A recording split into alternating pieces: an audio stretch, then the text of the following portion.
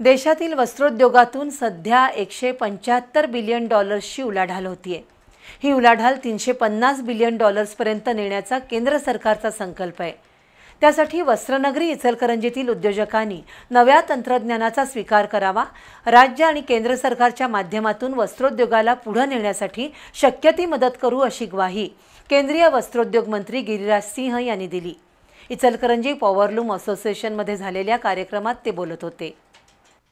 केंद्रीय वस्त्रोद्योग मंत्री गिरिराज सिंह यांनी वस्त्रोद्योगातील विविध घटकांना भेटी देऊन अडचणींसह माहिती जाणून घेतली।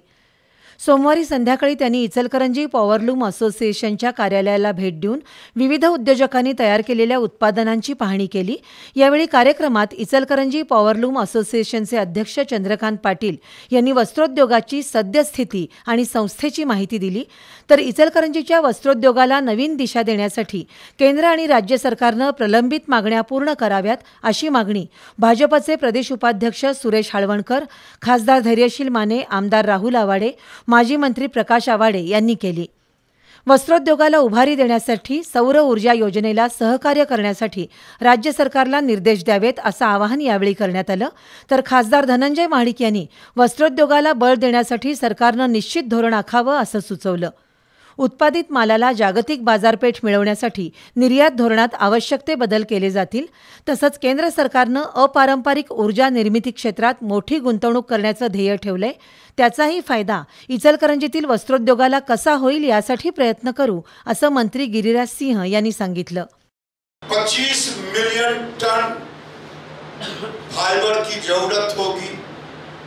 13 मिलियन टन हम बना रहे हैं और रेस्ट जो होगा वो सिंथेटिक, नेचुरल फाइबर, इस सब पर काम चल रहा है। राज्य सरकार, भारत सरकार और इंडस्ट्री तीनों मिल करके हम प्लान, कोई भी प्रॉब्लम होगा उसका सलूशन निकालेंगे। बातों वाली सरकार नहीं है। और ये इचलकरंजी के जो प्रॉब्लम है, चाहे जीएसटी का प्रॉब्लम हो, हम निश्चित रूप से फाइनेंस से मिलकर के बात करेंगे। दरम्यान इचलकरंजीत उत्पादित होणाऱ्या कापडाची निर्यात ओम ब्रँड या नावानं होणार असून त्याच्या लोगोचं अनावरण यावेळी करण्यात आलं।